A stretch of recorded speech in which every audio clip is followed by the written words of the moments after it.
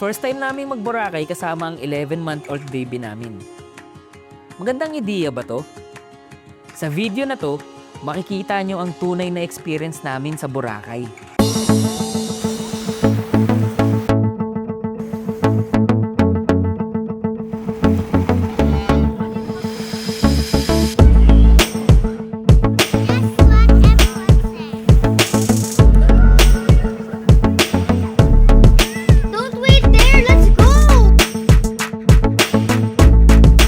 Let's go!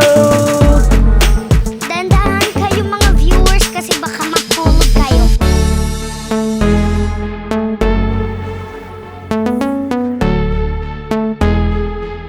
Guys, kita niyo yung lashes ko. Habo.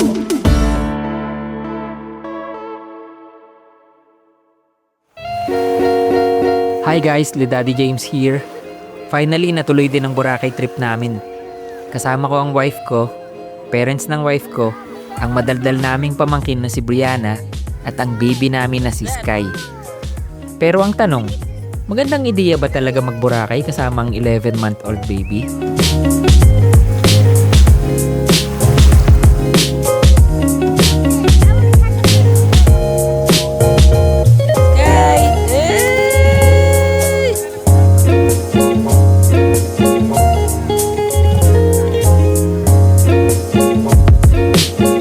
Dito nga pala kami nagstay sa Aloha Boracay Hotel.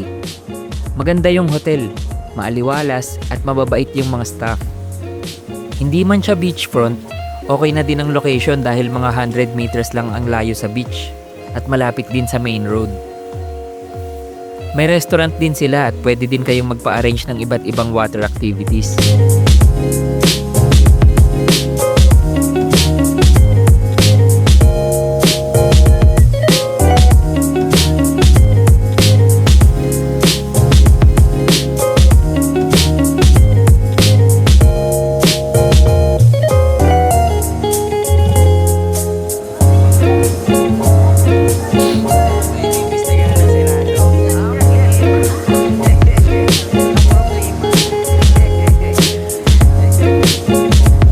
So guys, confident pa po siya. So ako na po pagkatapos niya kasi matatapos na po siya. So guys, I'm gonna get my hair braid. Uy, ang shala. You know guys, my grandma is very beautiful. Feeling mo pagdating mo, sasabihin ng lahat ng friends mo na galing ka talaga Boracay. Yes. Sure? Yes po. Super sure na? Sure na. Sure na siya guys.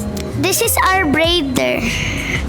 Because me and my lola and my tita is gonna braid. That's Okay. Tapos na siya.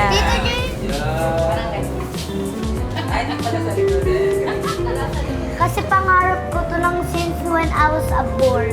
So, I'm gonna braid now. Let's go. Ate, what's your name? Villaní po. Ate Nining po yung palayaw po. Saan po kayo nakatira? Dito po sa Boracay. Sana all. Tita, sana all si ate. Dito siya nakatira. Ate, palit tayo. Dito ako tira. Pwede. Ano ba? Pagdating namin sa Boracay, isang bagay agad ang napansin namin. Grabe, hindi talaga nakakasawa ang white sand ng Boracay. Napakalambot ng buhangin. Sobrang linaw ng tubig at napaka-relaxing ng paligid. Kaya naman hindi na kami nag-aksaya ng oras. Natulog agad kami sa hotel. Ha, joke lang. Naglakad-lakad na agad kami sa beach at naligo.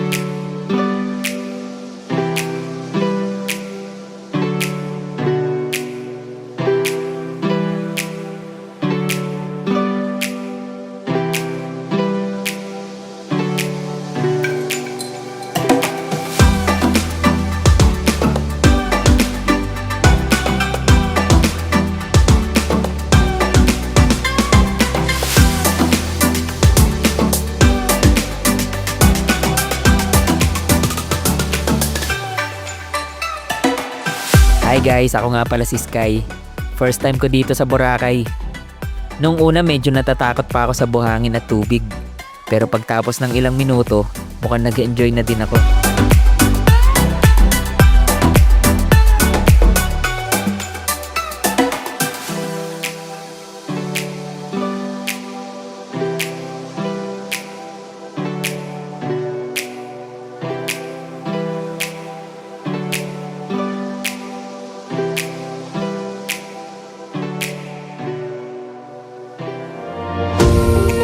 Sa gabi buhay na buhay ang night market dito sa Boracay.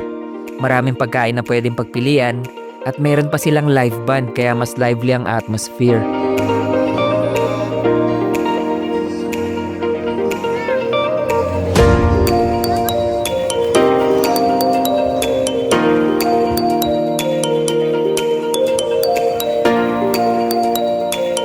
Sarap.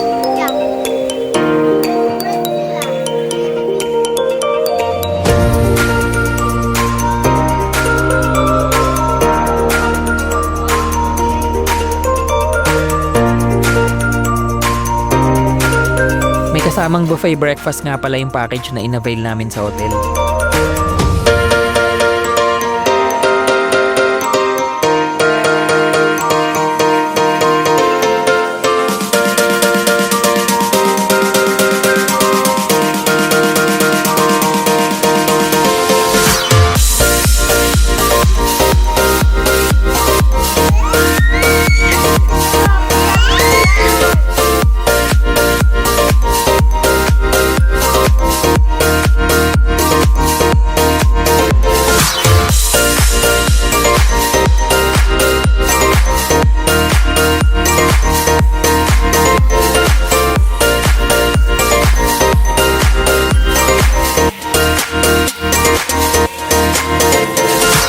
Pagkatapos kumain ay nagpahinga muna kami saglit sa kwarto at nagbihis na din. Dahil may susunod pa kaming adventure. Let's go! Today maglaland tour kami sakay ng e-trike. Hindi ako masyado I will introduce my whole family. So, this one, my grandma. Her name is Jennifer. You can call her Jen for short. This is Lolo. You can call him Elmer or Sir. This is Tita. Tita, hello! Tita! Her name is Karen. And this is her baby. It's Sky. Hi, Sky! And of course, I can't forget to introduce myself. I'm Brianna. Oh, yung photographer natin. Oh, yung videographer. Makita mo rin na. Sino siya? That's James. Eh, abe. Si Kuya. Kuya. Kuya, ang pangalan niya, Kuya? Kuya Toto. So guys, nasa mangrove tayo, which is beach from Boracay. Dahil nasa Boracay tayo ngayon, like a relaxing spot. Pwede mag-relax and swimming. Kasi beach nga, di ba? Roots for Boracay. And protect Boracay, preserve the mangroves, plant a tree today. Very good.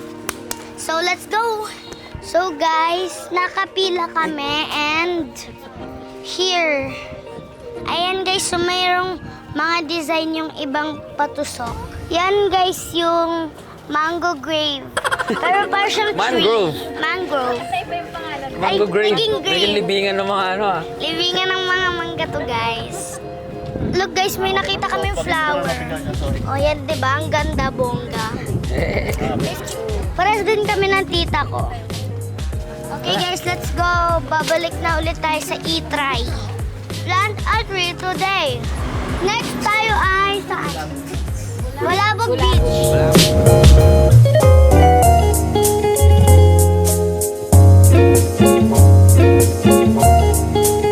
So, nandito na tayo, guys, sa Hole. Keyhole. Pwede maligo or hindi. Kasi gusto ko talaga maligo.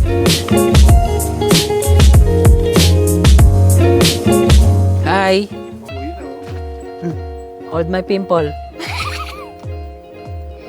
Ayaw. Ay, oo nga. Oo nga. Oo nga. Galing. Sana all.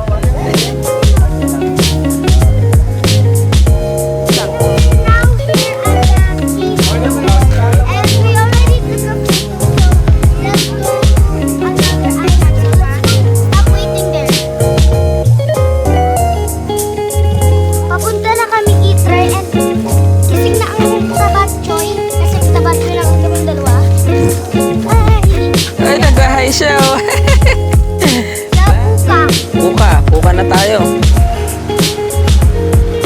Hindi pa dito natatapos ang adventure namin sa Boracay. Kung gusto niyo pa ng travel videos tulad nito, make sure na nakasubscribe kayo. Let's go! Bawal nakatayo doon, kuya, no? Sawat po ka lang.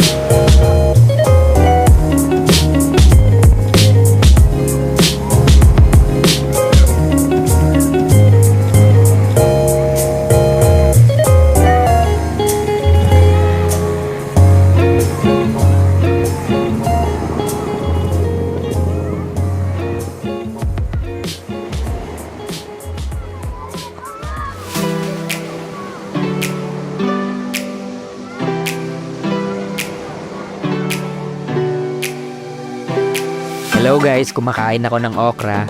Bilis ko kumain, no? Nakapagbihis na din agad ako. Syempre, para masulit natin ang tubig sa Boracay, swimming na uli tayo.